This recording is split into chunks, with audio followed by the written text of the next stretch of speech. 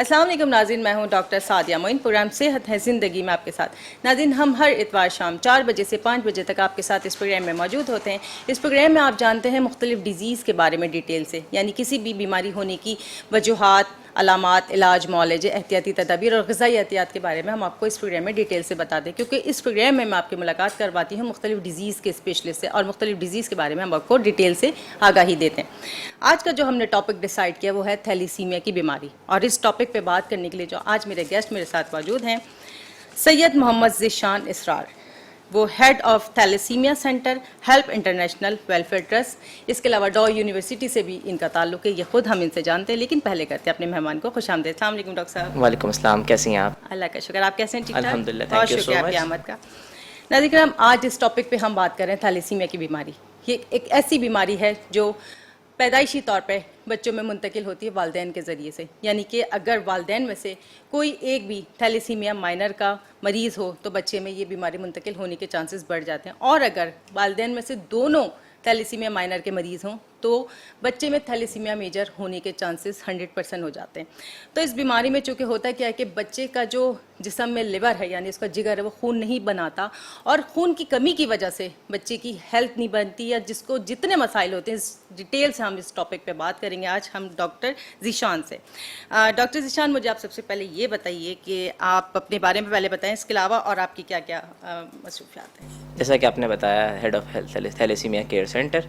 इसके अलावा डॉ यूनिवर्सिटी ऑफ हेल्थ साइंसेस में regulatory affairs and business development में देख रहा हूँ, रिसर्च डिपार्टमेंट के अंदर ये एक्टिविटीज़ हैं। कोशिश कर रहे हैं अपने हिस्से का काम करने की, मुल्क को सर्व करने की, अंडर प्रिविलेजेस को सर्व करने की। अल्हम्दुलिल्लाह रब्बुल इज़्ज़त की ज़ात से, मुखय्यर हज़रात की हेल्प से कोशिशें जारी हैं, और इस पे हम अच्छा काम भी कर रहे हैं थैलेसीमिया के बच्चों के ऊपर। अभी इस पे हम डिस्कस करते हैं। ठीक ठीक। अच्छा, मुझे आप ये बताएं, चूँकि आपका ताल्लुक थैलेसीमिया सेंटर से भी है डेफिनेटली, और थैलेसीमिया के मरीज़ बच्चों को आप कंटिन्यू जो ना ट्रीट करते हैं, ये थैलेसीमिया की बीमारी है क्या, इसकी होने की वजूहात ये सब? देखें, थैलेसीमिया जो है ना, मैं इसको अगर बहुत क्योंकि हमारे जिस वक्त जो व्यूवर्स होंगे और जब समझने वाले लोग हैं वो एक आम आदमी, इसको अगर हम आम अल्फाज में मैं बयान करूँ तो जैसे कहते हैं ना, थैलेसीमिया कोई नज़ला ज़ुकाम खांसी नहीं है, ना ही कोई लाइक कोविड। आजकल कोविड बड़ा इसे कॉमन हो गया ना, पहले लोगों को कंटेजियस का नहीं पता था। कोविड नहीं है कि मुझसे लग गई या आपको है मुझे लग गई, या ग्लास उठा के किसी और का पी लिया, या 6 फीट का डिफरेंस नहीं रखा, तो ऐसा नहीं है। थैलेसीमिया एक मोरूसी बीमारी है। मोरूसी बीमारी से मतलब ये कि माँ बाप से बच्चों में आती है, जेनेटिक डिसऑर्डर है। इसको हम डिजीज़ नहीं कहते हैं, डिसऑर्डर कहते हैं, जो कि माँ और बाप के अंदर होती है, और माँ और बाप से अच्छी ख़राबी है। ये बीमारी नहीं है, इट्स डिफेक्ट कहें या जीन के अंदर जिसे कहते हैं एक टाइप का चेंज हो जाना, वो चेंज है। अब थैलेसीमिया जो है 2 किस्म के होते हैं, वो आप भी हो सकती हैं और मैं भी हो सकता हूँ। Most probably minor. हम जब माइनर होते हैं हमें नहीं पता चलता है। होता क्या है, जब 2 माइनर्स की आपस में शादी होती है तो जो उनके ऑफ स्प्रिंग्स होते हैं, मतलब ये कि उनकी जो औलादें होती हैं वो थैलेसीमिया मेजर आती हैं, और इसमें प्रोबेबिलिटी होती है। और प्रोबेबिलिटी की जो अगर हम देखें तो वो प्रोबेबिलिटी इस तरह से होती है, जब 2 माइनर्स की आपस में शादी होती है तो उनके यहाँ उसमें जो है जो 50% उनकी पॉपुलेशन होती है, जो ऑफ स्प्रिंग्स आने हैं वो होंगे मोस्ट प्रोबेबली थैलेसीमिया माइनर, ठीक है। और रिमेनिंग 50% रहेगा, उसमें से 25% नॉर्मल भी आ सकते हैं। ऐसा बिल्कुल नहीं है कि जो है सारे थैलेसीमिया मेजर आएंगे अगर 2 माइनर की शादी हो गई, नहीं। 25% उनके जो ऑफ स्प्रिंग्स होते हैं वो नॉर्मल हो सकते हैं, ठीक है। 50% कैरियर होंगे लाइक मदर एंड पेरेंट्स, लेकिन 25% मेजर होते हैं, और मेजर इज़ अ इशू। अब ये तो मैंने आपको एक ब्रीफ दे दिया ओवरव्यू कि मेजर क्या होता है, थैलेसीमिया मेजर। अब इसमें इन बच्चों का जो बोन मैरो होता है, जो गूदा होता है, हड्डियाँ, हमारी जो बॉडी में सेल्स बनते हैं, रेड ब्लड सेल्स, ये इसका समझे ना प्रोडक्शन हाउस है। अब इनके ना बोन मैरो से आरबीसीज जो बनते हैं उसमें हीमोग्लोबिन जो है वो डिफेक्टेड बन रहा होता है।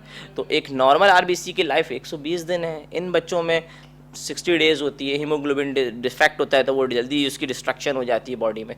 तो ये इस तरह से इन थैलेसीमिया के बच्चों को ब्लड की नीड पड़ रही होती है, जो आपने प्रोग्राम के शुरू में भी बात कही थी।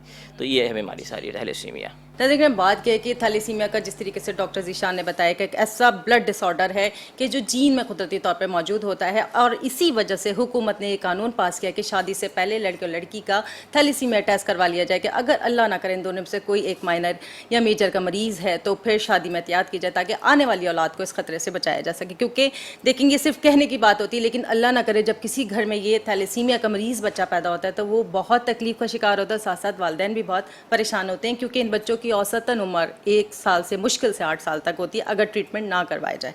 तो इस हवाले से डॉक्टर साहब से बात करते हैं कि डॉक्टर साहब देखें, अभी आपने बताया कि इनको ब्लड चढ़ाना पड़ता है, तो बच्चों को जो ये ब्लड लगाया जाता है तो ये इनकी सेहत के हवाले से होता है या थैलेसीमिया की कंडीशन देखते हुए कि कुछ बच्चों को वीकली लगेगा, कुछ को 15 दिन में लगेगा, महीने में, इस हवाले से बताइए। सबसे पहले तो एक चीज़ थोड़ी सी मैं आपको वो कर दूं करेक्शन, कि जो थैलेसीमिया के बच्चे होते हैं ना, अगर इनका इलाज ना कराया जाए तो ये विद इन 2 ईयर्स इनकी डेथ हो जाती अच्छा। है। ये है कि इलाज ऑन एंड ऑफ, ये जो आप 1 से 8 साल का ड्यूरेशन कह रही है ना, ये ऑन एंड ऑफ होता On है। and off, ये मतलब ऑन एंड ऑफ का मतलब ये कि आज इलाज करा लिया, अच्छा असल में माँ बाप मानते नहीं हैं।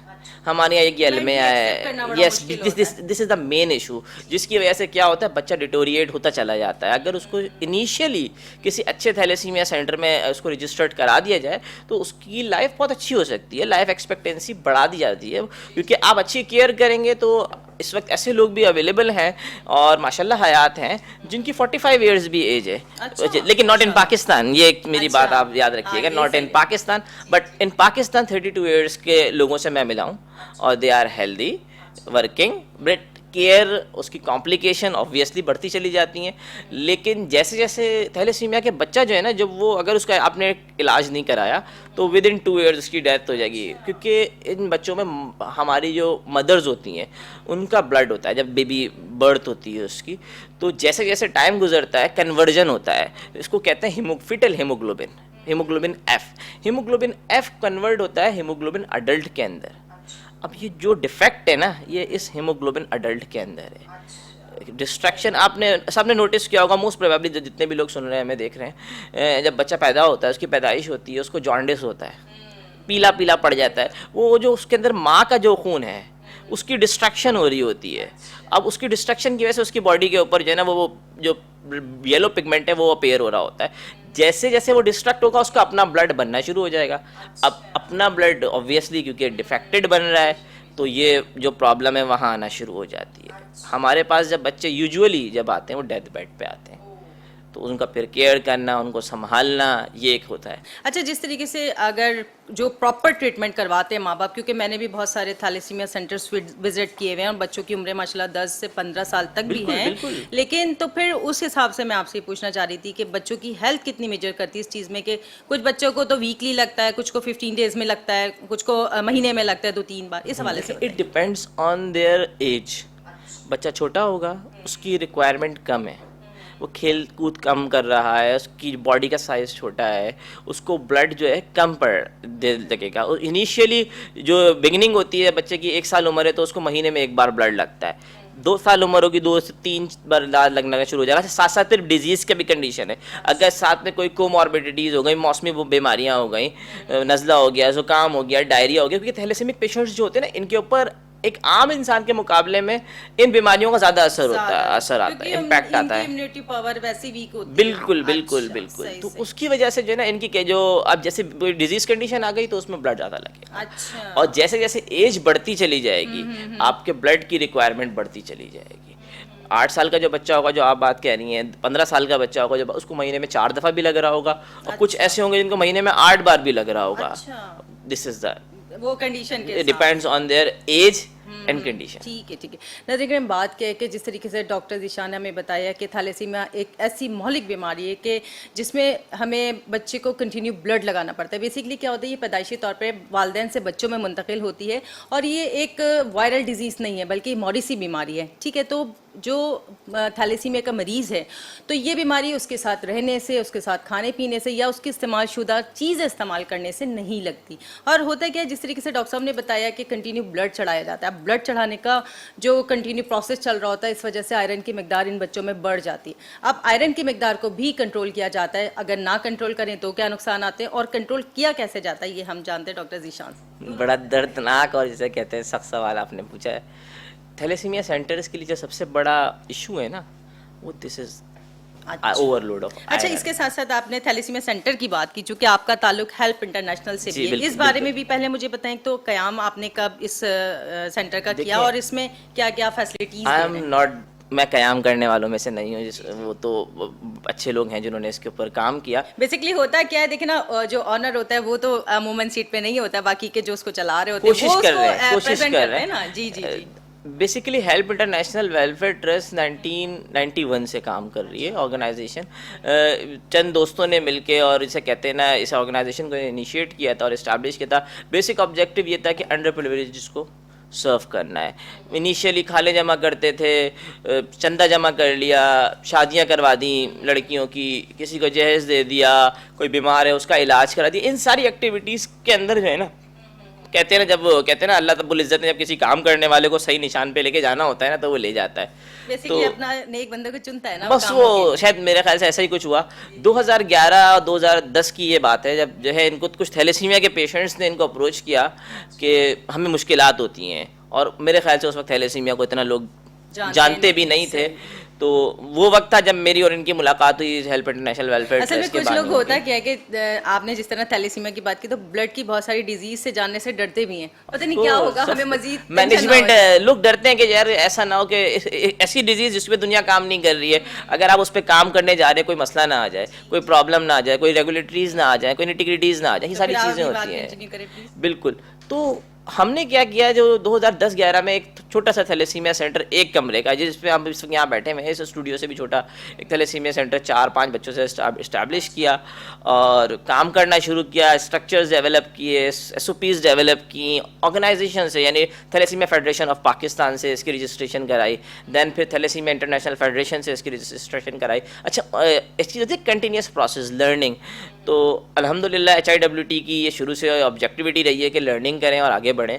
आज अल्हम्दुलिल्लाह हमारे पास जो थैलेसीमिया सेंटर है वो 2 फ्लोर पे मुश्तमिल है, और हमारे पास तकरीबन डेली बेसिस के ऊपर 30 से करीब 20-30 बच्चों की ब्लड ट्रांसफ्यूजन होती है, और जो रजिस्टर्ड पेशेंट्स हैं हमारे पास तकरीबन अराउंड 270 रजिस्टर्ड पेशेंट हैं। और मैं ये कहते हुए प्राउड फील करता हूँ, ऑनर फील करता हूँ, और अल्लाह रब्बुल इज़्ज़त की मेहरबानी से, कि there is no cash counter in help international welfare trust. ये तो सिर्फ थैलेसीमिया है जिसके ऊपर काम किया, लेकिन साथ साथ वाटर के ऊपर काम चल रहा है, वाटर प्रोजेक्ट्स के ऊपर, जो रूरल एरियाज़ हैं लाइक थर, लाइक जो पंजाब के राजस्थान वाले एरियाज़ जो हैं, वहाँ पे वाटर के ऊपर काम चल रहा है। हेल्प वॉलंटियर प्रोग्राम है, देखिए बेसिक सपोर्ट हमें स्टूडेंट्स की भी, हेल्प वॉलंटियर प्रोग्राम, इसके ऊपर हम काम कर रहे हैं। कोविड के दिनों में बहुत एक्टिविटीज़ की हैं HIWT ने, घर घर खाना तकसीम करना, राशन तकसीम करना, काउंसलिंग करना, चीज़ों को मैनेज कराना, कोई भी डिज़ास्टर की सूरत में HIWT यानी जो है आपका जो कदम ब कदम खड़ी ये होती है। हेल्प इंटरनेशनल है, ये बहुत सारे शोबों में काम कर रही है, और खासकर जो इसका मेन पर्पस है Main वो purpose है, थैलेसीमिया है। थैलेसीमिया। अच्छा, जो मेरा आपसे सवाल था कि थैलेसीमिया के जो मरीज बच्चों में आयरन की जो मकदार बढ़ जाती है उस हवाले से, अच्छा इस हवाले से तो मैं आपको कंटिन्यू बात करती हूँ। नाज़रीन, हम आपके और हमारे में एक छोटा सा ब्रेक है, मिलते हैं ब्रेक के बाद।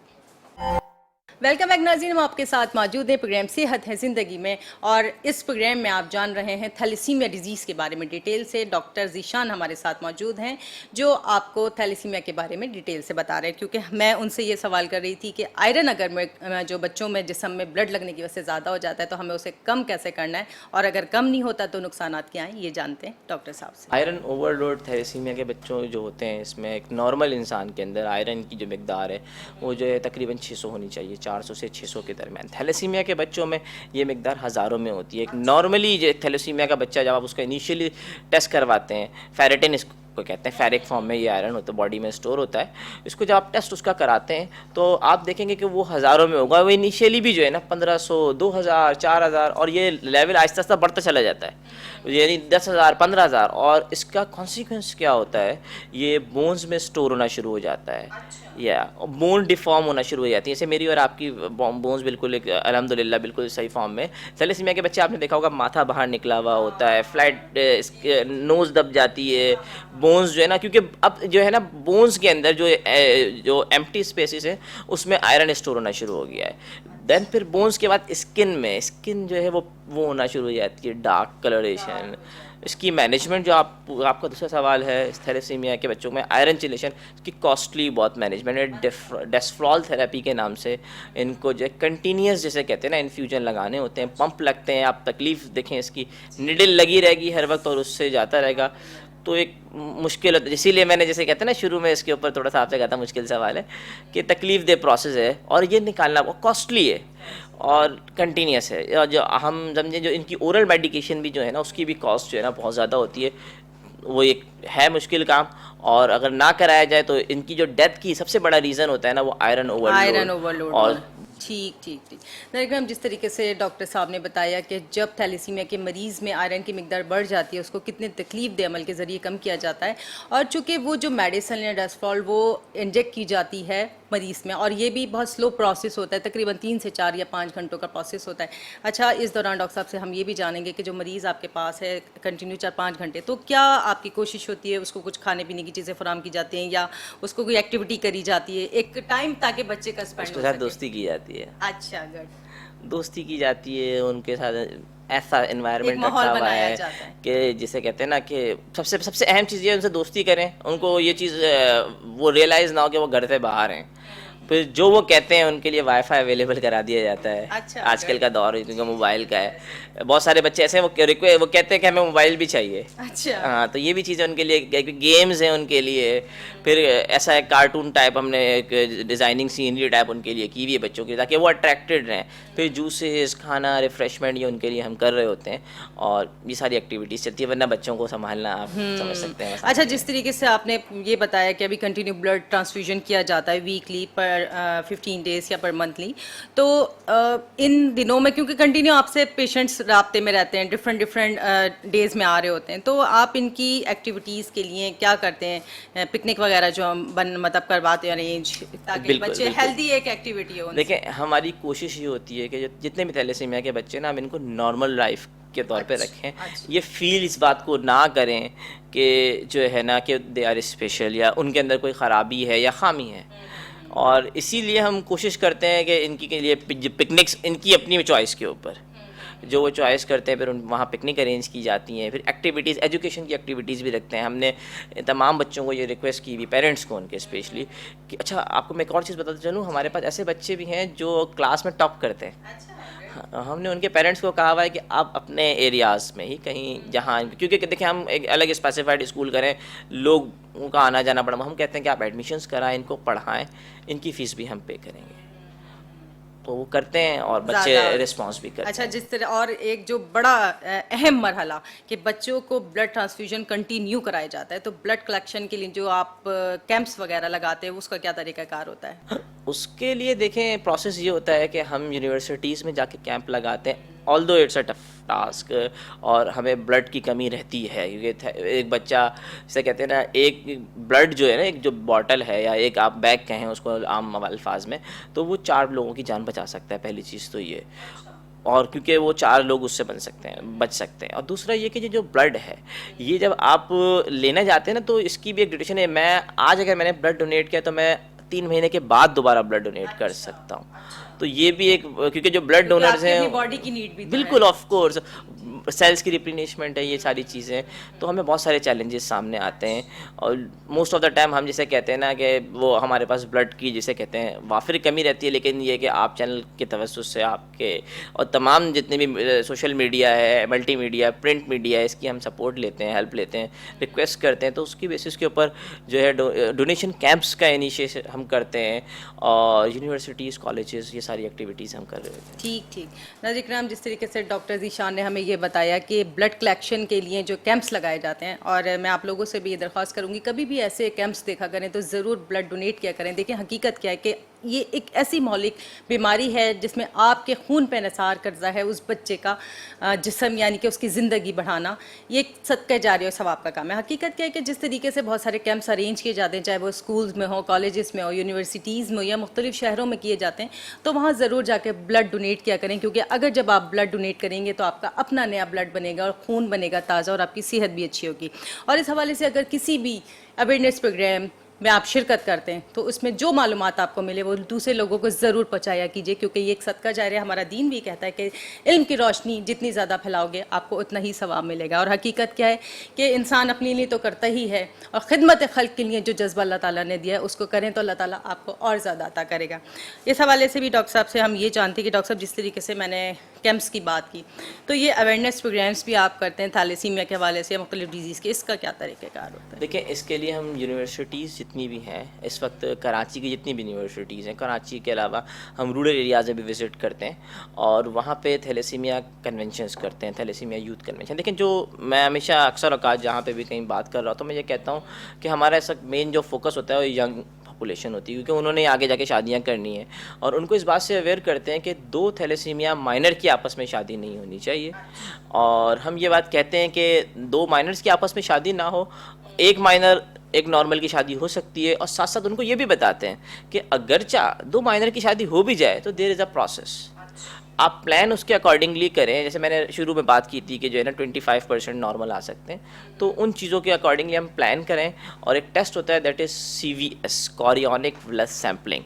ड्यूरिंग प्रेगनेंसी अगर वो टेस्ट करा लिया जाए तो ये पता चलता है कि जो आपका आने वाला ऑफ स्प्रिंग है वो थैलेसेमिक है, नॉर्मल है या माइनर है।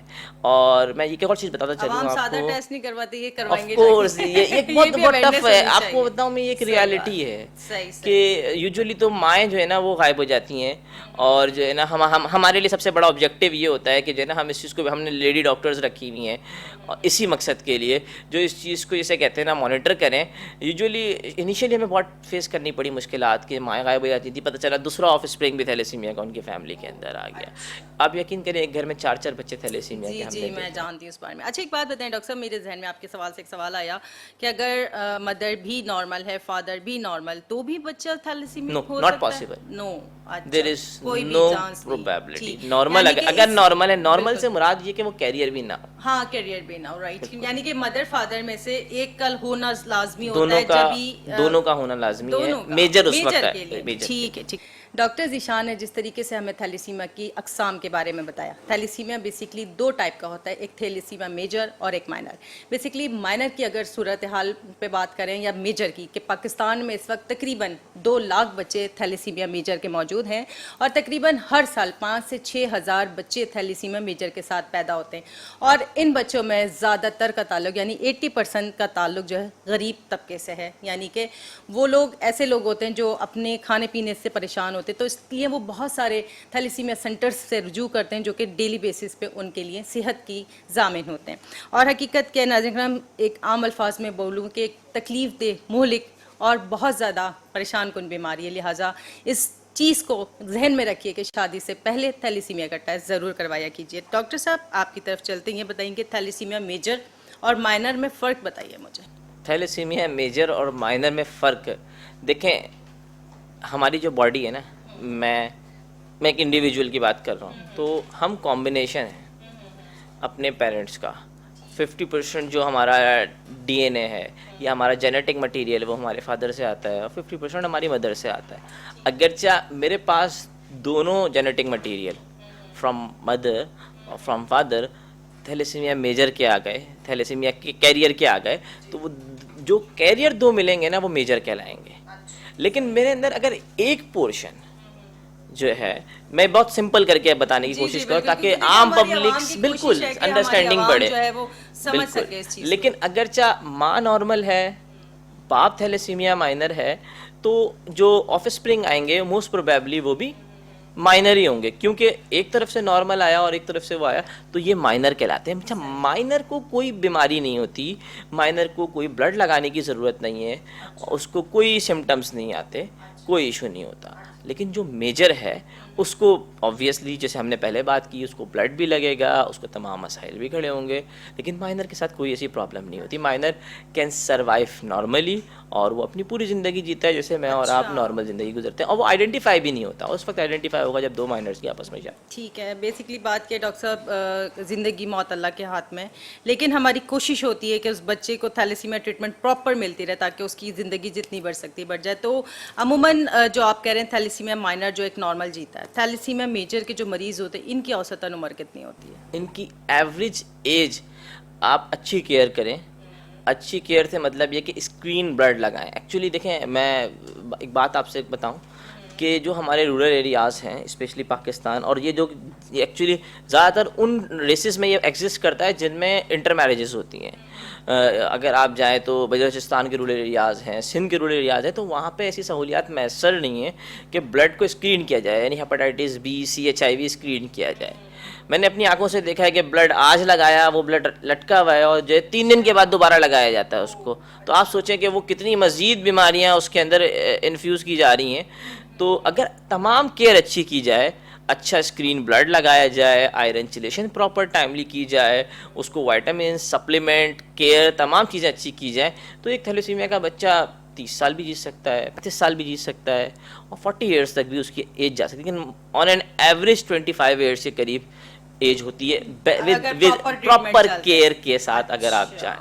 लेकिन आप केयर के साथ अगर नहीं जाएंगे तो एवरेज एज तो फिर वो पाकिस्तान में और कराची में मुझे ऐसा लगता है कि 15 ईयर्स है। अच्छा डॉक्टर साहब, जैसे अभी पिछले दिनों कोविड का वक्त काफ़ी गया, मतलब पिछले कई महीनों सालों 2 साल तकरीबन हो चुके हैं, और अब बहुत सारे लोग इस चीज़ से बड़ा डरते हैं कि हम ब्लड देंगे तो हमारे अंदर कमी हो जाए। कि इस हवाले से जब आप कैंप लगाए, वीकली लगाए, भले मंथली लगाए, तो माशी हालात के हवाले से जो डिस्टर्बेंस आई है उस हवाले से मुझे ज़रा बताएं। देखें, माशी जो हालात है ना, उसने सिर्फ कैंप्स को नहीं, ओवरऑल आपका पूरा ओवरऑल जिसे कहते हैं। वेलकम बैक नाज़रीन, हम आपके साथ मौजूद हैं प्रोग्राम सेहत है ज़िंदगी में। आज आप ब्लड की एक मोहलिक बीमारी थैलेसीमिया के बारे में डिटेल से जान रहे हैं। हमारे साथ मौजूद हैं डॉक्टर ज़ीशान। अब डॉक्टर ज़ीशान से बड़ा अहम सवाल करने वाली हूँ मैं। डॉक्टर साहब, मुझे ये बताइए कि अगर पेरेंट्स में दोनों थैलेसीमिया माइनर है, मतलब माँ को भी है बाप को भी है, अब हमें आने वाला बेबी थैलेसीमिया मेजर होने से कैसे रोकना है, ये बताइए। बहुत सिंपल है।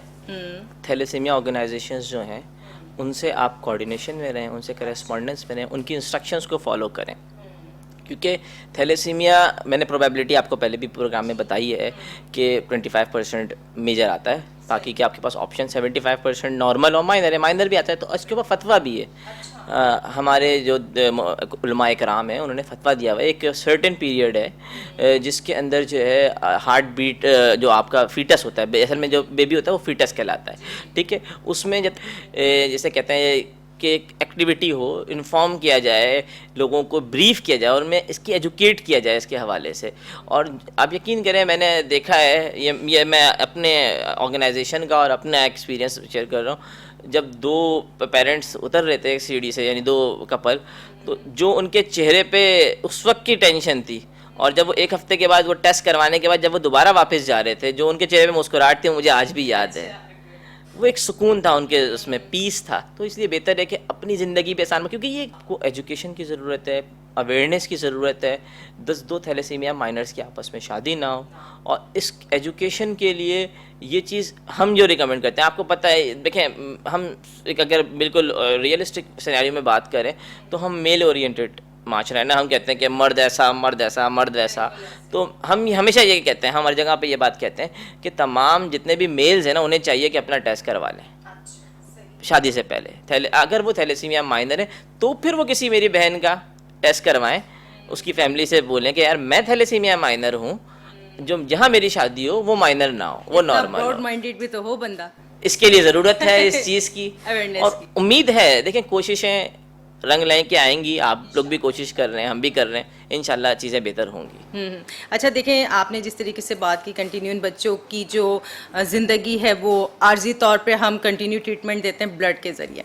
अब ब्लड आपने दिया, मैंने दिया, तो हम दोनों की सेहत की मतलब क्या राज छुपे हुए हैं कि हम किसी को ब्लड डोनेट करते हैं, इस हवाले से बताइए। देखें, जब हम एक ब्लड डोनेट करते हैं ना, तो समझे मेरी बॉडी जो है ना रीएक्टिवेट हो जाती है। अच्छा, यानी मैं अपनी बॉडी को रिफ़्रेश कर रहा हूँ। मेरा जो RBC है हमारी बॉडी के अंदर, उसने 120 दिन में डिस्ट्रक्ट हो जाना है। जब मैंने RBC को डोनेट कर दिया, रेड ब्लड सेल्स को, और ब्लड डोनेट किया, तो मेरा बोन मैरो एक्टिवेट हो जाएगा और वो न्यू RBCs बनाएगा।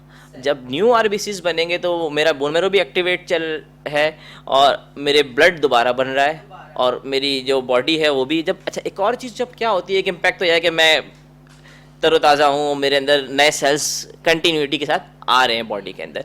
दूसरा एक जो बेनिफिट निकलता है डोनेशन का, ब्लड डोनेशन का, वो ये कि आप एक बैग से 4 ज़िंदगियाँ बचा सकते हैं। और हमारी सेहत के ऊपर जो आपके यहाँ आरबीसी की डिस्ट्रक्शन होती है, आपने देखा होगा most of the time pimples आ जाते हैं चेहरे के ऊपर, और ये भी एक बहुत बड़ी वजह होती है कि अगरचे आप कंटिन्यूटी के साथ ब्लड डोनेट करते रहें तो आपके जो रेशो है पिंपल्स के आने का वो कम हो जाएगा। फिर प्लस जो आरबीसी के डिस्ट्रक्शन होती है, जो उसके जो डेब्रिस होता है वो आपके हार्ट की जो वेन्स होती हैं उसमें भी जो है जैसे कहते हैं ना वो जमा हो सकता है, तो उसका भी एक इम्पैक्ट आता है। हार्ट की बीमारियों से भी बचा जा सकता है अगर आप कंटिन्यूस ब्लड डोनर। ये बेनिफिट्स हैं जो लोग कंटिन्यूस ब्लड डोनेशन करते हैं। फ्रेश तरोताजा, तो इंसान की हेल्थ ऑटोमेटिकली अच्छी हो बिल्कुल, जाती है। ऑब्वियसली। ठीक ठीक। नाज़रीन हम जिस तरीके से डॉक्टर ज़ीशान ने बताया कि जब कोई एक इंसान एक ब्लड की बॉटल डोनेट करता है, बेसिकली वो 4 जिंदगियां बचा रहा है। ये मैं थैलेसीमिया के हवाले से बात कर रही हूँ, क्योंकि हमारा दीन भी ये फरमाता है कि एक इंसान की जान बचाना, ये गोया आपने पूरी इंसानियत की जान बचाई। और इस हवाले से ब्लड देते रहा कीजिए, क्योंकि थैलेसीमिया के बच्चों की ज़िंदगी आपके खून पे मुनसिर है। यानी कि हम एक बोतल देते हैं तो 4 थैलेसीमिया के बच्चों की ज़िंदगी बढ़ जाती है। और इस हवाले से कि हमारी ख़ुद की सेहत के लिए बहुत ज़रूरी है। और चूँकि ये एक आर्जी इलाज है, लेकिन मुस्तकिल क्या इलाज है थैलेसीमिया का, हम इससे कैसे मुस्तकिल तौर पे बच सकते हैं, ये हम जानते हैं डॉक्टर ज़ीशान से। जी डॉक्टर साहब। इसका मुस्तकिल इलाज बोन मैरो ट्रांसप्लांट है, यानी एक हेल्दी बोन मैरो जिसका है, जो नॉर्मल है, हेल्दी डोनर उसकी या ऑफ कोर्स उसकी बॉडी से बोन मैरो लेके जो थैलेसीमिया का पेशेंट है उसकी बॉडी में बोन मैरो डाला जाता है। इसको बोन मैरो ट्रांसप्लांट कहते हैं। कहने में ये प्रोसेस आसान है, लेकिन इसकी कॉस्ट के हवाले से बात करें, इसकी कॉम्प्लिकेशन के हवाले से बात करें तो 30 lakh before the bone marrow transplant है और 30 lakh after the bone marrow transplant है। और इन्वायरमेंट उस बच्चे को ऐसा देना पड़ता है, इसे कहते हैं टोटली स्टेराइल इन्वायरमेंट, क्योंकि उसकी जो इम्यूनिटी है जिसको दिया गया है मैरो वो बिल्कुल ज़ीरो होती है उस टाइम पे, क्योंकि उसको इम्यूनोसप्रेसेंट्स के ऊपर होता है। ऐसा इन्वायरमेंट क्रिएट करना, उस पर भी खर्चा आता है। और फिर ये भी ढूंढना कि मैच भी प्रॉपर मिले, कि यूजुअली बहन भाइयों में से मैच लिया जाता है, लेकिन वो भी प्रॉपर हो और वो बिल्कुल कर जाए तो और होता है, ऐसा बिल्कुल होता है। बोन मैरो ट्रांसप्लांट लोग करवाते हैं और उनकी सर्वाइवल भी बहुत अच्छा रेट है, और उसके बाद उनको ब्लड की जरूरत नहीं मतलब पड़ती। वो करवा लेते हैं ना डॉक्टर साहब जो अफोर्ड कर सकते हैं, जो अफोर्ड नहीं कर सकते वो तो शायद बाज़ लोगों को, तो मैंने ये भी सुना है कहते हुए कि हम अपने घर बार हर चीज़ बेच दें, यानी कि अपनी औलाद भी बेच दें तो 30 लाख पहले और बाद में नहीं जमा हो सकते। एक बहुत बड़ा अमाउंट है। तो इस हवाले से नाज़रीन हम जिस तरीके से 2 इलाज अभी आपके सामने हमने डिस्कस किए कि एक आर्जी इलाज जो है मुस्तकिल ब्लड चढ़ाना, और जो मुस्तकिल इलाज है वो है बोन मैरो ट्रांसप्लांट, यानी कि जो डोनर होता है उसका बोन मैरो मैच होना ज़रूरी है मरीज़ से, तो मरीज़ मुकम्मल तौर पर सेहतयाब हो जाता है। और अगर अल्लाह ना करे ये मैच ना करे तो मरीज़ की डेथ भी वाक़ हो सकती है। अगर डॉक्टर साहब इस हवाले से मैं ये पूछूं कि हमारे पाकिस्तान में थैलेसीमिया के मरीज़ और मरीज़ों का डेथ रेशो क्या है, इस हवाले से बताएं। डेथ रेशो देखें, मैं आपको बताऊं ना, ये जो इस वक्त रिसर्चेज में आता है, एक तो रिसर्च इतनी ज़्यादा ख़ास हमारे यहाँ मुल्क में है नहीं, लेकिन फिर भी जो है वो सिर्फ जो हमारा शहरी आबादी उसका है। रूरल एरियाज़ में जितनी डेथ्स होती हैं उसका कोई रिकॉर्ड नहीं है, और तो इसके ऊपर रेशो हम नहीं एग्जैक्ट रेशो नहीं कह सकते, लेकिन फिर भी अच्छी केयर लेस रेशो, अच्छा, लेस केयर प्रॉपर ट्रीटमेंट तो प्रॉपर केयर अच्छा। जो है आपका डेथ रेशो कम कर देगी। लेकिन फिर भी ऑर्गेनाइजेशंस के अंदर डेथ होती है और पेशेंट्स जो है, क्योंकि आयरन जब ओवरलोड होता है उसके इम्पैक्ट पर हेपेटाइटिस अच्छा, बी, जब आयरन ओवरलोड हो गया तो जो प्रॉब्लम्स कर रहा है पेचीदगियां, वो तो एक आयरन होने की वजह से हो रही है, बाकी के अज़ा पे क्या इफेक्ट पड़ता है इस चीज़ का? देखें आयरन जो है ना वो बोन मैरो में गया, स्किन में गया, हार्ट में जाना शुरू हो जाएगा, और उसके बाद वो किडनीज में जाना शुरू हो जाएगा, किडनी के प्रॉब्लम्स आना तो फिर शुरू हो वो जाएंगे, store होना लिवर शुरू के हो जाता आना, है सब जगह। या ऑफ कोर्स। अच्छा। फिर कंटिन्यूस ब्लड ट्रांसफ्यूजन होती है ना, उसका भी एक इम्पैक्ट आता है। उसका इम्पैक्ट क्या आता है कि अगरचा मैंने अच्छी जगह से ब्लड नहीं चढ़ाया तो हेपेटाइटिस बी सी जी, कॉमन है, सबसे एक इशू। खतरनाक। HIV कॉमन हो जाता है अच्छा। थैलेसीमिया के बच्चों में। ये भी रिस्की है। जी बिल्कुल, और यूजुअली थैलेसीमिया से डेथ नहीं होती है, उसकी कॉम्प्लिकेशन से डेथ होती है। इन्फेक्शंस भी लग जाते हैं यानी बिल्कुल। कि। ओके, तो आप लोग इस हवाले से फिर क्या केयर करते हैं? इस हवाले से एक सबसे अच्छी चीज़ जो होनी चाहिए और जो हो भी रही है, स्क्रीन ब्लड चढ़ना चाहिए बच्चों का, एनुअली चेकअप होना चाहिए उनका, उनकी एनुअल स्क्रीनिंग होनी चाहिए जो कि हमारे सेंटर में अल्हम्दुलिल्लाह होती है। हम हर साल उनका हेपेटाइटिस बी, सी, HIV, कैल्शियम, यूरिया क्रेटिनिन यानी जो किडनी की प्रोफाइल है वो चेक की जाती है, लिवर की प्रोफाइल है, क्योंकि लिवर पे भी बहुत सारे इम्पैक्ट आना शुरू हो जाते हैं। स्प्लीन जो है वो इनलार्ज हो जाती है, स्प्लीनोमेगैली कहते हैं। बहुत सारे बच्चों में थैलेसीमिया के स्प्लीन निकाल दी जाती है और सर्जरी करके, इस वजह से कि स्प्लीन का साइज इतना बड़ा हो जाता है कि वो कैरी नहीं कर पा रहे होते हैं। इतना बड़ा? जी बिल्कुल। ओके।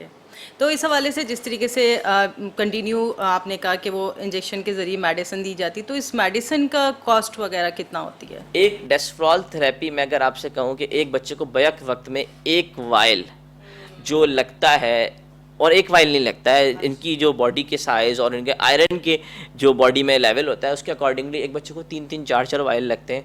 और एट द मोमेंट एक वाइल का खर्चा तकरीबन 1000 से 1200 रुपये है। तो आप उसको अगर मल्टीप्लाई करो तो 4 से 5000, और ये डेली लगना है उसकी पूरी लाइफ के दौरान। अच्छा, यानी कि जो उसको कंटिन्यू ब्लड भी चढ़ता रहता है और आयरन को कम करने के लिए इंजेक्शंस भी दिए जाते हैं। बिल्कुल बिल्कुल। ठीक है नाज़रीन करम, आज जिस मौजू पे हम बात कर रहे हैं, आज थैलेसीमिया की मौलिक बीमारी इंतहाई मौलिक है, मौरिसी है, और जब किसी घर में ये बच्चा पैदा हो जाता है तो बहुत तकलीफ दे अमल है। आज हमारे प्रोग्राम का टाइम तकरीबन ख़त्म हो गया। हमारे साथ मौजूद थे डॉक्टर ज़ीशान, उनका शुक्रिया अदा करते हैं। बहुत शुक्रिया डॉक्टर साहब, आपने बड़ी डिटेल से हमें बताई। आज हमने थैलेसीमिया पे जितनी अवेयरनेस दी है, जो ये प्रोग्राम देखें वो यकीनी तौर पर उनके लिए तो मालूमात है ही, लेकिन उन लोगों को भी ज़रूर बताया कीजिए जो तालीम से दूर है, हमारे घर के नौकर होते हैं, मेड्स होती हैं, या वो गरीब लोग जिन्हें इस चीज़ का इल्म नहीं है, उनको ज़रूर अवेयरनेस दिया कीजिए, क्योंकि इल्म फैलाना सदका जारिया है। प्रोग्राम सेहत है ज़िंदगी से अपनी मेज़बान डॉक्टर सादिया मोइन को इजाज़त दीजिए। अल्लाह ने चाहा ज़िंदगी रहे, फिर मुलाकात होगी। अल्लाह हाफ़िज़।